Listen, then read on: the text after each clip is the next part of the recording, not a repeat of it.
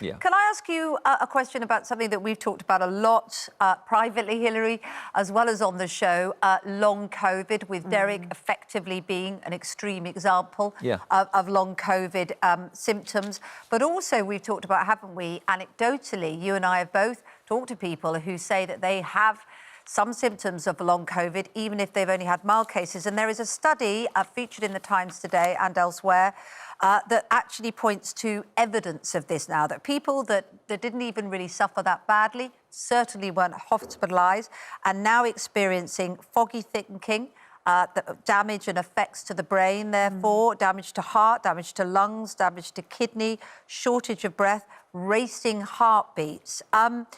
Aching joints. As we look at concerns over new cases, new seriously ill people coming to the frame, what is there out there for those people who may be experiencing this months after getting it? Yeah, that's a good question.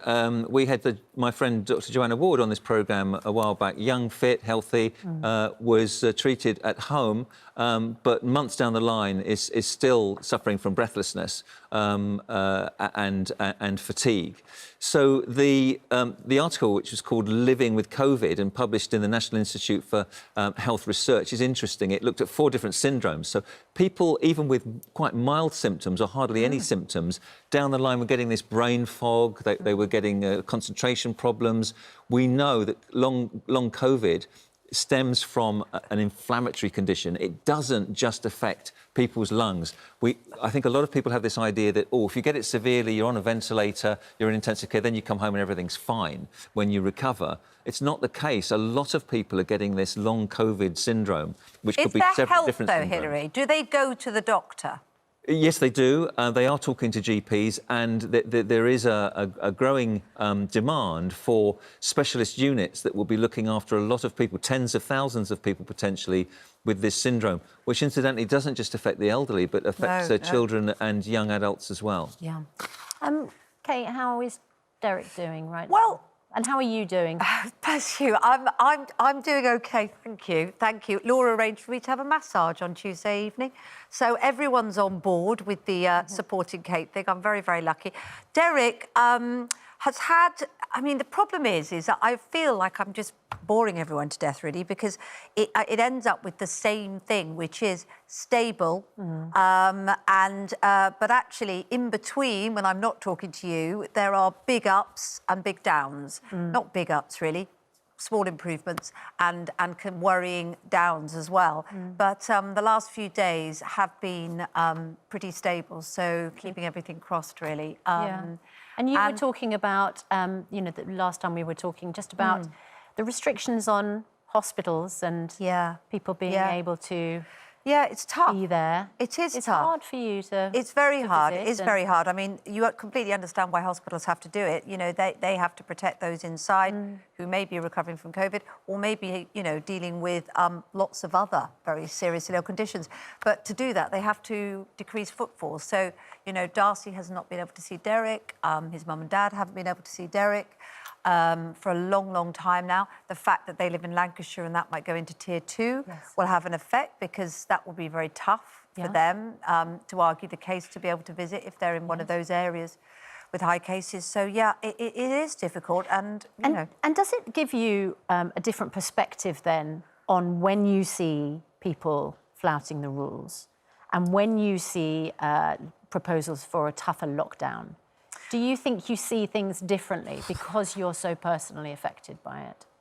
Well, I probably do, because I probably do see things differently. But I also managing what everybody's managing, which is the toughness of dealing with the restrictions. So I absolutely wouldn't condemn anybody, because I think it's very difficult. Both camps, haven't you? Yes. I mean, it's very difficult. It's very difficult managing one's finances, isn't it? It's very difficult worrying about keeping your children's mental health strong and keeping their lives as normal as possible. Trying to get a break at half Trying to get a break. I'm very conscious that, you know, I've been in a very strange place, and what they could probably do with is a little bit of fun over half term. Which you totally deserve. Exactly, Yeah. and something out of the house. We've been in our home and in, you know, the area around our home now since March. It would be quite nice to go somewhere else.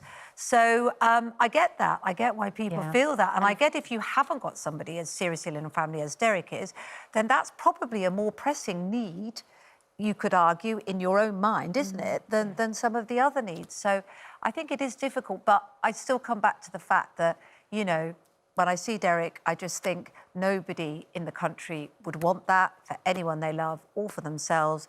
So that's got to be the overriding case, that people like Dr. Hilary are so strong on sticking to the rules, because they want people to be prevented from getting themselves in that state. Of course. Yeah. And we all send Derek our love. Thank you, Susanna. Thank you. I know you do. Thank you, everybody, for that.